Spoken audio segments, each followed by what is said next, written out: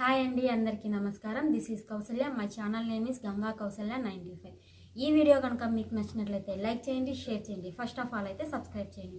మీరు లైక్ చేయడం వల్ల ఈ వీడియో అనేది ఇంకొకరికి రీచ్ అవుతుంది. సో వాళ్ళకి మీకు యూస్ఫుల్ కాకపోయినా వాళ్ళకైనా యూస్ఫుల్గా ఉంటుంది. ఫస్ట్ ఆఫ్ ఆల్ అయితే సబ్స్క్రైబ్ చేయండి. మీరు సబ్స్క్రైబ్ చేయడం అనేది నాకు ఇంపార్టెంట్, ఎందుకంటే మీరు సపోర్ట్ చేస్తేనే నేను ఇలాంటి వీడియోలు ఇంకా చాలా చేయగలుగుతాను. సో ఖచ్చితంగా మీ అందరి సపోర్ట్ నాకు ఉంటుందని అనుకుంటున్నాను. తెలుసా, ప్రతి రాయి తనలో ఒక శిల్పాన్ని దాగి ఉంటుంది.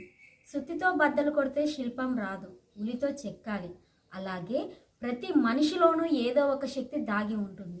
బ్రహ్మాండంగా బద్దలు కొట్టేద్దామన్న ఊహల్లో బతికితే విజయం రాదు. కష్టమనే ఉలితో పట్టుదలతో చెక్కితేనే గెలుపు అనే శిల్పం బయటపడుతుంది. ఈ తపన లేని మనిషి ఎప్పటికీ రాయిలాగే నిలిచిపోతాడు. సో మీరందరూ రాయిలాగా కాకుండా ఒక శిల్పంలా తయారవుతారని ఆశిస్తున్నాను. 5th class Telugu text book bits. అభినవ నన్నయ అని ఎవరికి బిరుదు? రాయప్రోలు సుబ్బారావు. నవ్య కవితా పితామహుడు అని ఎవరిని అంటారు? రాయప్రోలు సుబ్బారావు. రాయప్రోలు సుబ్బారావు గారి రచనలు ఏవి? తృణకంకణం, స్నేహలత, స్వప్నకుమారం, కష్టకమల, ఆంధ్రావళి, జడకుచ్చులు, వనమాల. రాయప్రోలు సుబ్బారావు గారు రాసిన లక్షణ గ్రంథాలు ఏవి? రమ్యాలోకం, మాధురీ దర్శనం. పిల్లల కోసం తెలుగు బాల శతకంను రచించినది ఎవరు? జంధ్యాల పాపయ్య శాస్త్రి. జమదగ్ని అనే కలం పేరుతో రచనలు చేసినది ఎవరు? చెరుకుపల్లి జమదగ్ని శర్మ. పిల్లల మనస్తత్వ చిత్రణ ప్రధానంగా కథలు రాసినది ఎవరు? చెరుకుపల్లి జమదగ్ని శర్మ. మేట అనగా అర్థము. ఇసుక ప్రదేశం. పొద్దుకు పర్యాయ పదాలు ఏమి? రోజు, దినం. రేడియో అన్నయ్య అని ఎవరిని పిలుస్తారు? ఏడిద కామేశ్వరరావు. ఏడిద కామేశ్వరరావు గారి రచనలు ఏవి? రాష్ట్రగీతం, జైలు రోజులు, ఇండోనేషియా చరిత్ర.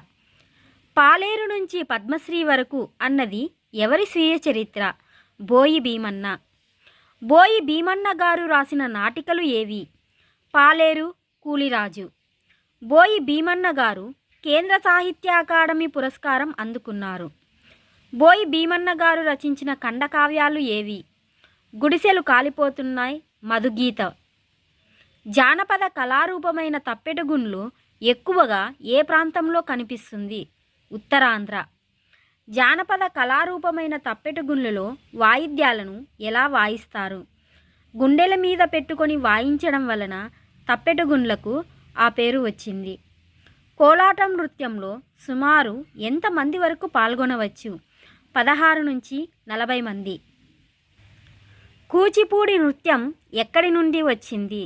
ఆంధ్ర రాష్ట్రంలోని కృష్ణా జిల్లాలోని దివిసీమలో కూచిపూడి అనే గ్రామం నుంచి వచ్చింది. కూచిపూడి నాట్యకళకు మూలపురుషుడు అని ఎవరిని అంటారు? సిద్ధేంద్ర యోగి. తెలుగులో మొట్టమొదటి నృత్య నాటకం ఏది? భామకలాపం. భాగవతమేళ అని దేనిని అంటారు? కూచిపూడి నాటక ప్రదర్శనలను. నాగావళి నది బంగాళాఖాతంలో ఏ ప్రదేశంలో కలుస్తుంది? శ్రీకాకుళం దగ్గరలోని కల్లేపల్లి వద్ద. కంజర అంటే ఏమి? ఒక రకమైన వాయిద్యం. నాళ్ళు అనేది దేనికి పర్యాయపదం? రోజులు, ప్రాంతాలు. అనుభవాలు, జ్ఞాపకాలు అనే స్వీయ చరిత్ర ఎవరిది? ఆనాటి ఆంధ్రుల సాంఘిక చరిత్ర. మూడు చేపల కథలో సమయస్ఫూర్తితో ప్రాణాలు రక్షించుకున్నది ఎవరు? ప్రాప్త కాలజ్ఞుడు. తెలుగులో ముక్తక రచనకు ఉదాహరణలు ఏమి? శతక, చాటుపద్యాలు. చాటుపద్య రచనలో ప్రసిద్ధులు ఎవరు? వేములవాడ భీమకవి, శ్రీనాథుడు, తెనాలి రామకృష్ణుడు. ముక్తకం అనగా పూర్తి అర్థాన్ని తనకు తానే ఇస్తూ ఇతర పద్యాలతో సంబంధం లేకుండా స్వయం సంపూర్ణంగా వినిపించేది. తప్పెటగుండ్లను ఎవరు ప్రదర్శించేవాళ్ళు? యాదవులు. అవయవాల కదలికతో చేసే భావ వ్యక్తీకరణ ఆంగికాభినయం. భాష ద్వారా వ్యక్తీకరణను ఏమంటారు? వాచికాభినయం. వేషం ద్వారా చేసే భావ వ్యక్తీకరణ ఆహార్యాభినయం. శరీరంలో కలిగే మార్పుల ద్వారా చేసే భావ వ్యక్తీకరణ సాత్వికాభినయం. విద్వాన్ విశ్వం గారి రచనలు ఏవి? పెన్నేటి పాట, విలాసిని, రాతలు, గీతలు మొదలైనవి. రాయలసీమ సౌందర్యాన్ని, విషాదాన్ని సమంగా చిత్రించిన విద్వాన్ వింశం గారి రచన ఏది? పెన్నేటి పాట. మూడు చేపల కథలో మందబుద్ధితో, నిర్లక్ష్యంతో ప్రాణాలను పోగొట్టుకున్నది ఎవరు? దీర్ఘసూత్రుడు. అజ్ఞుడు అనగా అర్థము, తెలివి తక్కువవాడు. ద్విజుడు అనగా అర్థం, బ్రాహ్మణుడు. వరులు అనగా అర్థం, ఇతరులు. కుచ్చితము అనగా అర్థం, కపటము. తెలుగులో మొదటిసారి శాసనాలు వేసినవారు ఎవరు? రేనాటి చోళులు. రేనాడు అంటే ఏమిటి? రేనాడు అంటే ఇప్పటి వైఎస్ఆర్ కడప జిల్లా ప్రాంతం. కలమల్ల శాసనం వేసినవారు ఎవరు? రేనాటి చోళరాజు ఎరికల్ ముత్తురాజు ధనంజయుడు. వ్యవహారిక భాషా ఉద్యమానికి, గిరిజన విద్యాభివృద్ధికి కృషి చేసిన వారు ఎవరు? గిడుగు వెంకట రామమూర్తి. భారతదేశంలోని తొలితరం మానవ శాస్త్రవేత్తలో ఒకరు గిడుగు వెంకట రామమూర్తి గారు. బాలకవి శరణ్యం, ఆంధ్ర పండిత బిషక్కుల భాషాభేషజం గ్రంథాలు రచించినది ఎవరు? గిడుగు వెంకట రామమూర్తి. తుడుము అనేది గిరిజన వాయిద్య పరికరం. థింస, కోయ అనేవి ఏమిటి? గిరిజన నృత్యాలు. ఇటీజ్ పండుగను ఎవరు ఎక్కడ జరుపుకుంటారు? విశాఖ, విజయనగరం జిల్లాలోని మన్యం వాసులు చేసుకుంటారు. ఒడియా సాహచర్యం ఉన్నవారు చైత్ పొరోబ్, చైత్రపర్వం అని అంటారు. గిరిజనేతరులు ఇటుకల పండుగ అంటారు. రోడ్డు కనుసు అనగా గ్రామ ఊరేగింపు. తరిగొండ వెంగమాంబ ఎక్కడ జన్మించారు? చిత్తూరు జిల్లా తరిగొండ గ్రామంలో. తరిగొండ వెంగమాంబ గారి తల్లిదండ్రులు ఎవరు? తల్లి మంగమాంబ, తండ్రి కానాల కృష్ణయాయురుడు. వెంగమాంబ దేనిలో సిద్ధహస్తురాలు? యక్షగాన రచనలు. ఎక్కువ యక్షగానాలు రచించినది ఎవరు? తరిగొండ వెంగమాంబ. అష్టగంటాలు పేరుతో గ్రంథాలు రాయించినది ఎవరు? తరిగొండ వెంగమాంబ. తానేమీ చదువుకోలేదని వినయంగా వెంగమాంబ ఎక్కడ చెప్పుకున్నారు? రాజయోగసారం, భాగవతం, ద్విపద కావ్యాల్లో. వెంగమాంబకు ఏ రచన ఇష్టము? ద్విపద రచన. వెంగమాంబ గారి రచనలు ఏవి?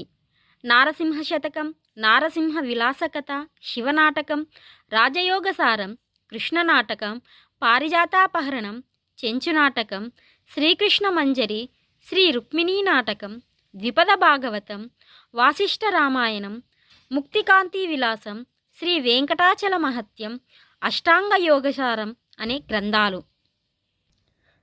తాళ్లపాకవారి లాలి తరిగొండ హారతి అనే నానుడి ఎలా ఏర్పడింది? వెంగమాంబ ప్రతిరోజు శ్రీనివాసుడికి ముత్యాల హారతి ఇవ్వడం వలన తాళ్లపాకవారి లాలి తరిగొండమ్మ హారతి అనే నానుడి ఏర్పడింది. ద్విపద అనగా రెండు పాదాల పద్యం.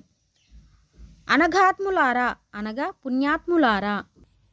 సుజనరంజని సమాజం అనే సేవా సంస్థను స్థాపించినది ఎవరు? పొనక కనకమ్మ. స్వయం కృషితో ఆంధ్ర ఆంగ్ల సంస్కృతాలను నేర్చి పాండిత్యాన్ని సాధించిన విదూషీమణి ఎవరు? పొనక కనకమ్మ. మహిళా పారిశ్రామిక సంఘంను స్థాపించినది ఎవరు? చుండూరు రత్నమ్మ. తాగుడు వల్ల కలిగే అనర్థాలను తెలియజేస్తూ కళ్ళు మానండోయ్ బాబు అంటూ ధర్నా చేసినది ఎవరు? జయంతి సూరమ్మ. మహాభారతాన్ని సంస్కృతంలో రాసినది ఎవరు? వేదవ్యాసుడు. మహాభారతాన్ని తెలుగులో రాసినది ఎవరు? నన్నయ, తిక్కన, ఎర్రాప్రగడలు. నన్నయ ఎవరి ఆస్థాన కవి? రాజమహేంద్రవరంలో రాజరాజ నరేంద్రుని ఆస్థాన కవి. నన్నయ బిరుదులు ఏవి? ఆదికవి, వాగను శాసనుడు బిరుదులు. నన్నయ ఏ శతాబ్దానికి చెందినవాడు? 11వ శతాబ్దం. ఎవరి కోరిక మేరకు సంస్కృతంలో ఉన్న భారతాన్ని నన్నయ రాశాడు? రాజరాజ నరేంద్రుడు. తిక్కన ఎవరి వద్ద మంత్రిగా చేశారు? నెల్లూరును పాలించిన మనుమసిద్ధి దగ్గర మంత్రిగా పనిచేశారు. తిక్కన ఏ శతాబ్దానికి చెందినవాడు? 13వ. తిక్కన మహాభారతంలో ఎన్ని పర్వాలు రాశారు? విరాట పర్వం మొదలు 15 పర్వాలు. కవి బ్రహ్మ, ఉభయ కవిమిత్రుడు అని ఎవరికి బిరుదులు? తిక్కన. నిర్వచనోత్తర రామాయణం రాసినది ఎవరు? తిక్కన. ఎర్రన ఎవరి ఆస్థాన కవి? అద్దంకిని పాలించిన ప్రోలయ వేమారెడ్డి ఆస్థాన కవి. ఎర్రన ఏ శతాబ్దానికి చెందినవాడు? 14వ శతాబ్దానికి. భారతంలో అరణ్య పర్వంలో నన్నయ్య రాయగా మిగిలిన భాగాన్ని ఎవరు పూర్తి చేశారు? ఎర్రన. ఎర్రనకు గల బిరుదులు ఏమిటి? ప్రబంధ పరమేశ్వరుడు, శంభుదాసుడు. హరివంశం, నృసింహపురాణం రాసినది ఎవరు? ఎర్రన. గాంధీజీ గారిని అహింస వైపు నడిపించిన పుస్తకం ఏది? The kingdom of God is within you. ఏ పుస్తకం చదివాక లెనిన్ ఉరికమ్మం ఎక్కాడు? రాజ్యం, విప్లవం. డాక్టర్ బిఆర్ అంబేద్కర్ గారు రచించిన పుస్తకాలు ఎన్ని? 32. పుస్తకాలు శాశ్వత స్నేహితులు అని అన్నది ఎవరు? డాక్టర్ ఏపీజే అబ్దుల్ కలాం గారు. అచ్చు యంత్రాన్ని ఏ సంవత్సరంలో ఎవరు కనుగొన్నారు? క్రీస్తు శకం 1440వ సంవత్సరంలో జాన్ గూటెన్బర్గ్ కనుగొన్నారు.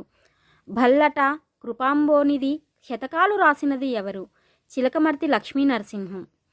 గయోపాఖ్యానం, కీచకవధ అనేవి ఎవరి నాటకాలు? చిలకమర్తి లక్ష్మీ నరసింహం. చిలకమర్తి లక్ష్మీ నరసింహం గారు రాసిన నవలలు ఏవి? రామచంద్ర విజయము, గణపతి. పూర్వం పద్యం చెబితే బంగారం, వెండి ఇచ్చేవారు, ఇప్పుడు పకోడీ అయినా ఇచ్చేవాళ్ళు లేరు అని అన్నది ఎవరు? చిలకమర్తి లక్ష్మీ నరసింహం గారు. టోటల్గా 5th క్లాస్ తెలుగు బిట్స్ అన్నీ కవర్ అయ్యాయండి. థ్యాంక్ యూ అండి.